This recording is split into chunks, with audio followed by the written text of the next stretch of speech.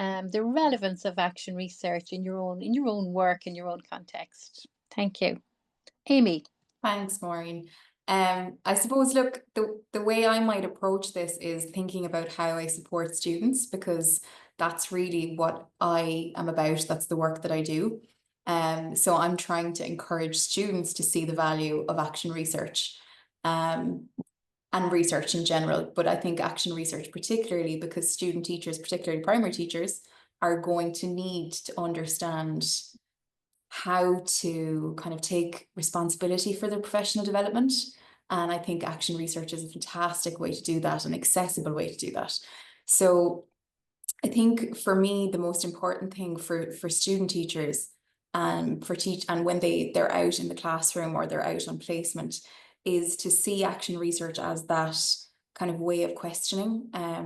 So I mean, to me, that's kind of the essence of action research anyway, is questioning their knowledge, what they're bringing to the room, you know, so their own biography, their own lens. So as a sociologist, I'd often be talking to them about, well, what do you bring when you go into the classroom? What's your culture? What are your preconceived ideas? What are your understandings? And then how does that shape the dynamic, you know? And I think by focusing from a research perspective on that questioning and reflecting on yourself, that to me is kind of the essence of action research, or how I approach it with the students.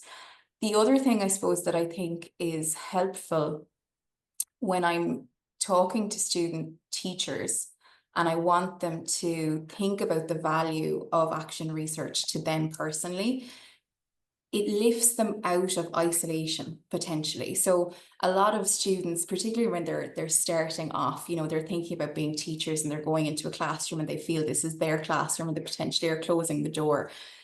They need to be working in collaboration with others. And so action research really lends itself, even though you are looking inwards, of course, you're also looking to critical friends, or you're looking to, you know, a peer group who can help with that reflection and can ask some really challenging questions. And so I like talking to them about, you know, working together. And in Marino, the way that we work with our student teachers is we put them into small groups for research purposes. So again, you're kind of creating that collaborative environment where they can challenge each other and just push themselves out of their comfort zone a little bit.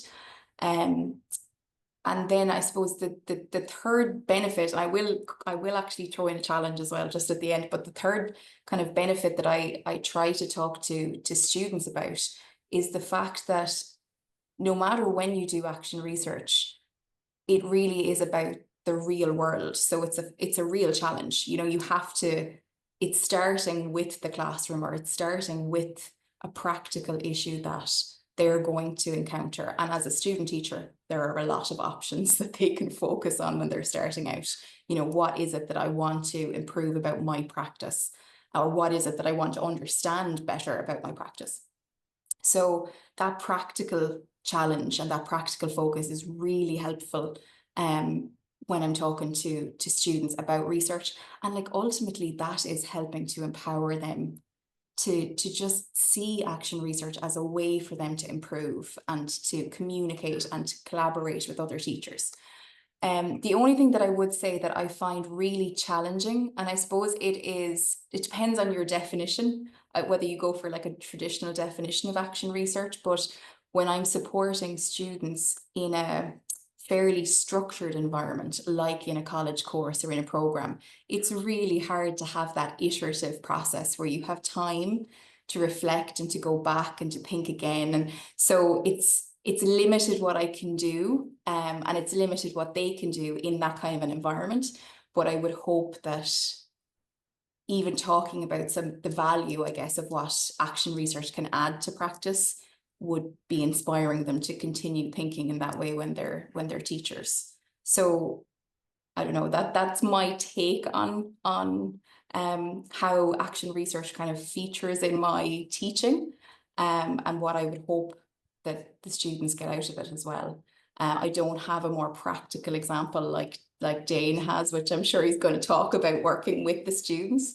But certainly the student teachers, if if they really embrace action research and see the value of it, they benefit hugely from it, you know.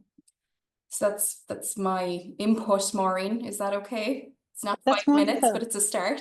Yeah, no, no, that was the five was only suggested. It's kind of more of a discussion. This, Amy, don't worry. No, that's great. That kind of gives us a good flavour of how you are incorporating action research into your practice and for your students and maybe for their professional lives. That's great. Thanks a million. Okay, next up, Dane. Do you want to? You've got, can you say 5 minutes? In fact, you've even got more than 5 minutes, I'd say. So Cut me enjoy. off at 5 minutes, please. I can get too long-winded, so please, we'll keep it rolling. Okay, will do. Great. Yeah, thanks for the advice there, Amy. Let's get super practical. So I work with students and we follow sort of a cycle. It's similar to like the action research cycle, but we at Transformative Student Voice have added on a few parts, right? So we have like an 8-part cycle. The first thing is building community and building trust, right? If you're working with youth to identify problems in their lives, asking them to come up with solutions, talk to their peers, do those types of things, there has to be a trusting environment. And I think everything that Amy sort of mentioned is the background, right? So a teacher comes to this space to do YPAR with students in a classroom. There's a heck of a lot of work that they need to do to make sure they're ready. Um, I'm lead author of our book for sort of for teachers, and the first chapter is all about that. Like, how do we need to be self-aware educators in doing any work with youth, but especially in like sharing power with action research, right? Like, I think it could be a tool that could cause harm, or it could be really liberatory and healing. The work we do before we engage with youth is super important. So I want to stress that. But then the fun part for me is when we start working with youth to like lay out problems and start to like poke around those problems a little bit. We do an activity called a dream school. I think it's pretty common in like YPAR, but we have students dream, what would their perfect school be? We've had things including like filet mignon for lunch, gold-plated toilet seats, right? Like those are sort of like out there on the wild end. But then we've had spaces like someone cares about my mental health. I could bring my pet. My parents could come and they could feel welcome at the school. It's really interesting when you start to hear those type of things. Then there are the heartbreaking ones. There are some pregnant mothers in the district and they don't have enough calories in their lunch. And they talk about how at the end of the day, they can't focus on learning. Um, there are some students of color who don't feel comfortable talking to their families about things like menstruation, things like tampons and pads and things like that. And they wish the school would provide that. So in some ways, there's sort of these outlandish, cartoonish desires, but then there's sort of these sort of like very human desires to have their basic needs met, right? And it's fun to then engage in all of those. The next step then is we choose one of those problems. We problematize it sort of in the Freirean way. And then we do root cause analysis. How is this problem showing up in your life? And that's important to examine. But even more important is what are the roots of this problem? How can we start attacking the roots to actually get rid of this problem? So with the mothers who didn't have enough calories in their lunch, they started to record their own feelings throughout the day. Like when did they feel mentally sharp? When did they feel hungry? When did they feel like they could learn? And toward the end of the day, there was a real problem there where they weren't getting enough calories. To make sure that it wasn't just a personal problem, they started to interview the other people at the school, the other pregnant moms. Some of the mothers had already had their babies and were lactating at that point as well. But they started to ask the same questions. Hey, are you seeing the same thing that I'm seeing here? Or are you experiencing the same thing? And they were. So after time, they did more research with each other. They started to isolate patterns and themes that these pregnant mothers in schools were experiencing. And they made an ask of the district. They said, hey, looking at sort of like what the United States Department of Agriculture recommends for like eating and nutrition, you're not meeting the bare minimum and we want to see X, Y, and Z. Beyond that, a lot of these mothers were mothers of color. And they said the food isn't really culturally responsive. Yeah, we would like more food that responds to our culture, the things that we eat and the things that we enjoy eating. And so they engaged in a process with the school district asking for these demands. The school district, luckily, was pretty embarrassed. It's something they hadn't really considered, and they worked with the mothers to like make those changes right away. That was really cool. In the other example, where some students who came from like Muslim backgrounds wanted free access to free tampons and pads in the school, they had a male principal, and he didn't understand. He didn't want to have that conversation. So he sort of ignored them, asked them to go find partners elsewhere. Thankfully, they partnered in America. We have a group called Planned Parenthood. It deals with a lot of like sexual safety type of things, but they worked with the girls to actually establish what they call menstruation stations in all of the bathrooms. So all of the female students have access to pads, tampons, and things like that. They also have included like information about like having safe sex and sort of like doing things to remain like healthy in terms of that regard. So it's just really cool for me. That's like a specific example that we were able to lay out sort of a cycle for these students to go through. They could identify the problem, they do the root cause, they could interview their classmates, they can do some analysis and then make a policy demand to the district and hold the district accountable to make that change. That's when everything's happening perfectly, right? I think we all know that things don't happen perfectly. The school district, teachers, principals, things like that can get in the way. Parents can even get in the way. Teachers, even the students themselves can get in the way. It's hard to make things all come together and click perfectly. But when it does, it's a thing of beauty. And that example of the mothers with the calories, getting better lunches so they could be better mothers for their kids, but also be better students in the moment. That was a beautiful example, and that's like a shining example when it works. I'm excited to talk more about maybe examples when it doesn't, or maybe ways that it could have a deeper impact. But that's sort of an example of what we do here in Denver, trying to position students within schools to identify and solve the problems that affect them. It's great, very interesting, Dane, and very different to Amy's context, clearly. Very interesting. Thank you for giving us that snapshot of your work and how action research is so important, obviously, in your context. That's great. Thank you so much. Caitriona. Yes, Maureen. Well, I'm on a different trajectory altogether. I'm looking at the idea of action research for professional development for teachers, and the idea that I believe it's a very good bottom-up approach rather than the traditional approaches, and four core ways in which I think it can help school enhancement is that it's a personalised approach, and the quality of the learning relationships that are established is extremely important, as Dane said. Also, axiology in the research process, and finally, understanding the importance of its outcomes, as we've seen from the previous two speakers. So I'm going to go back with the idea of personalised approach. Way back in 2012, Maureen, Bernie, Mary and myself completed commissioned research for the Teaching Council of Ireland. It was called Practice-Based Research Encompassing Professional Development, and it was a bottom-up approach, and it showed that teachers are capable of developing their own educational theories from their practice with a little input from somebody who knows an action research approach that is appropriate, which I believe we have with educational action research. So where I'm going to next is the idea that the research actions in this group, there were 60 teachers, and they came from all levels of teaching. They came together in groups. Their teaching experience ranged from 3 years to 30 years. And while no two participants focused on the same research topic, they all completed a cycle of action research to understand and to improve their own individual practice and its contexts. And the groups met in education centres and in schools. And the action stages that we used for our approach provided a valuable CPD plan for schools and also a good self-evaluation plan. Now, the personal significance for us as conveners of these groups was that we developed new personal understandings about the significance of collaborative self-evaluation as a way of empowering teachers to build on their own professional strengths. For the participants, however, they found that it was enabling and empowering, and they established their core educational values and demonstrated their ability to engage critically with the ideas underpinning the area that we're interested in. And maybe later we could discuss what, if anybody is interested, how it had an effect on school management, on school policy, and on research. But I want to move on to the topic that Dane brought up on relationships. And action research has always been defined as participatory in that it is with others rather than on or about them or for them. So in terms of the type of research that we were conducting, I think it's important that we look at how those relationships are established within educational partnerships.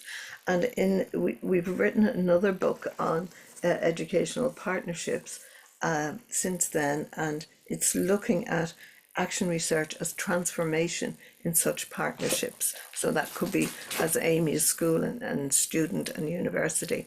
So anyway, elements that we identified in the book that struck me were that dialogue is so important, the form of dialogue, developing new understandings with others, and tapping into experiential knowledge, which may not be the one that we've hit on so far. So dialogue in terms of our own little group of 4 coordinators of NEARI.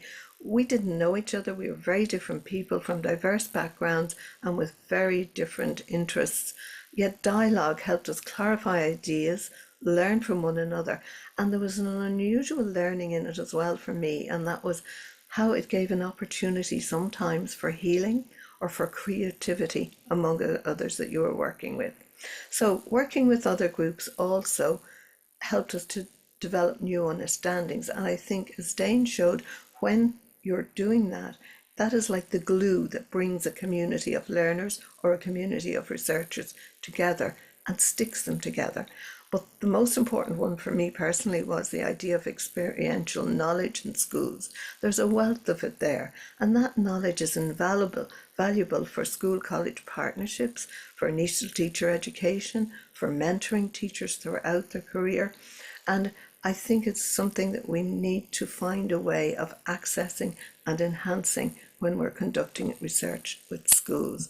Now, finally, I suppose, well, maybe not finally, axiology, I mentioned that big word. So for us, Maureen, Bernie, myself and Mary, we value social justice. And we believe that teachers, researchers had no opportunities to have their voices heard. So we set up a platform for that back in 2008 called NEARI. And then together with Pitt Bruce Ferguson, we extended that into the network that's now NEARI, and that began in 2017. So another book that we wrote called Action Research for the Classroom, a guide for values-based research. That's what we're talking about here. And I believe that educational action research offers a sense of those values that are educational. It's educational because it has a philosophy that is educational, focusing on demonstrating influence in learning. So that's one of the key things about the process of doing action research. We want to be able to show that that learning is happening and that we are constantly questioning ourselves and asking why things are as they are. The action in action research has to be real life and a process that is as complex, but it's happening in the present tense and it's ever changing. So it is hard, like Aimie says, to confine it into a course module. And finally, the idea that the research in that we need to identify the values by which that research is going to be judged and from which theory will be generated. And I think David Coughlin, who does a lot of action research for businesses and writes about doing action research in your own institution, he captures for me the excitement of this approach when he says, the reasoning is abductive, as puzzles and anomalies are caught and questioned. And this is done in the present tense, and it is through being attentive and questioning as the process unfolds that learning and knowledge emerges. So the knowledge that emerges, like Jack Whitehead would say, it's what influence it's going to have on the learner, on social formations and on others. And I suppose, as Maureen said, the SIG groups that NEARI have set up for the past 6 years have been contributed very much to this new learning for us as a group. And I'd also finish by saying we've got 3 new coordinators for NEARI recently, and I'm delighted with that. So I believe we're going from strength to strength. So I leave it there, Maureen, if that's okay. Okay, Jane, do you want to talk about your interests in action research in your own context? Absolutely, yeah. Thank you, Maureen. I think I'll start off briefly by just talking a little bit more about my first couple of encounters with action research. So, because it kind of hits on a few things that have been said about practitioners engaging with research, IT, etc. So I first encountered action research on a postgraduate diploma in leadership in Maynooth, where Bernadette is, and a couple of attendees here, which is fantastic. And it was a kind of year's part-time course, and there was a action research project prescribed that would run over the year that you have to carry out in your school. You know, that has, you know, as a teacher, you're going into your school then saying, right, I need to do this project. How am I going to share this with people? How will it go down? What can I do? I think as a practitioner, when you're doing research, maybe you're thinking, okay, how can I go about this that's not only helpful to get the research done, but essentially is helpful for the school.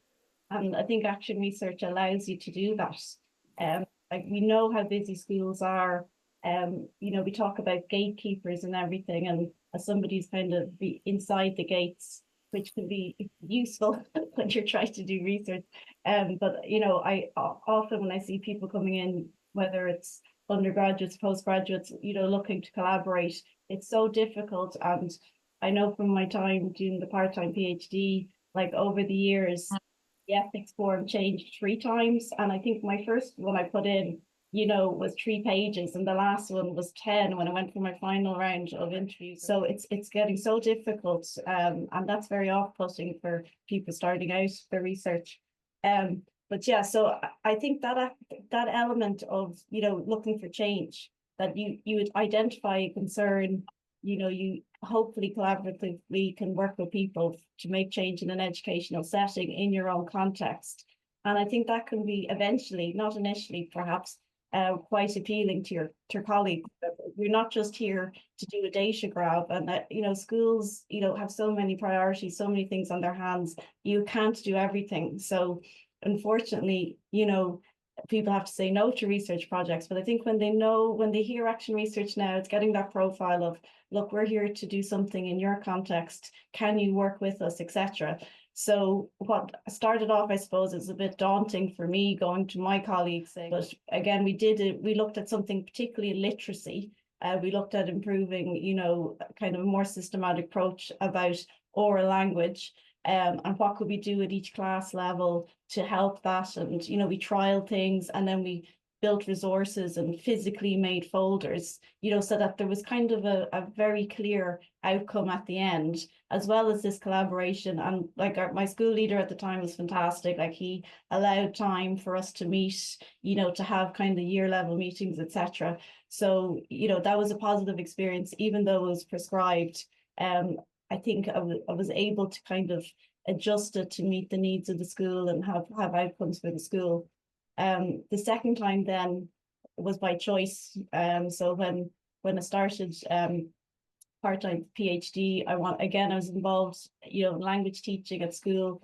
Yeah, you know, there's a big literature around the Irish language, especially learned as a second language, that our outcomes are flailing a little. And why is that? And children are spending years learning Irish, and yet they're finding it difficult to converse or have a competency when they leave primary school. So in that study, again, it was kind of an idea I came up with, brought it, you know, then looked at working with children and parents in my class, having meetings, etc. And I suppose I just always get my favorite papers out for these kind of things. I think it's Mary Bryden Miller and Patricia Maguire, their definition of participatory action research. I can share it in the wakelet. To me, that sounded as like, this is what I want to achieve, like that idea of kind of equalizing relationships, democratic approach, getting people involved. Again, trying to work towards that collaborative, democratizing approach can be very slow. And then, as Aimie said, that mightn't fit into a project. It mightn't fit into a project for a student teacher or somebody doing an undergrad, or even something a bit longer. But yeah, I find that, we know that action research is systematic and rigorous. And yet at the same time, we're telling people it's great because it's flexible and responsive. And how you kind of keep those two trains keep them going. I think, sometimes we feel we have to defend action research because it's seen as not very systematic. But again, because you're open and you're searching for change and working towards change, there are going to be things that you don't expect. And that's the beauty. Hopefully there'll be things that you do expect, but hopefully there'll be things that you don't. And at the end of that year that I worked with my class, one of the outcomes that we didn't see at all was we got wind of a student voice conference in Trinity that June. And just things had started to go so well. And the people who took part in the summer term, it was voluntary. I kind of rode it back out of the class time because we'd done so much in the first 2 terms. But the long and the short of it was, you know, we had a bunch of parents and a bunch of students come in on a Saturday. We all got the bus into town and presented where the project was at that point. And you know, what we were in a session with 2 other presenters, one of whom was an inspector for the department, and one was an academic from the west of Ireland. And when it came to questions for the last presenter, one of our students put up their hands and said, you know, you're talking about student voice in your project. Where are your students today?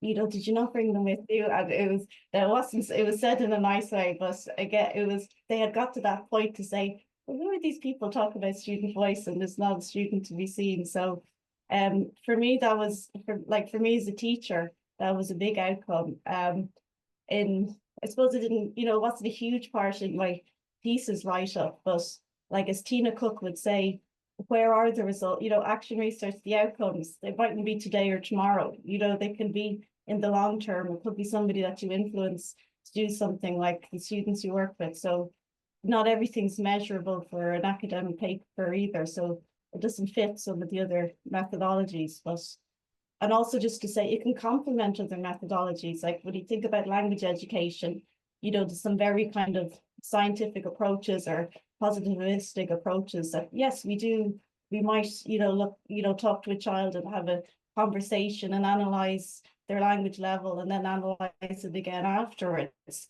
So there's room for those too.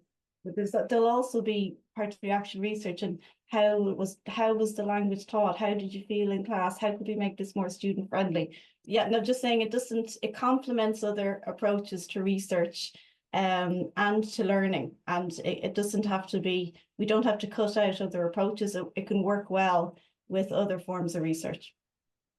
That's great. Thank you so much. And that is so enriching, and I suppose so practical as well for teachers, you know, who are, you know, we're talking about schools and stuff here. So it's a good practical overview, and, you know, it's a warts and all overview as well. Thank you so much, Jane.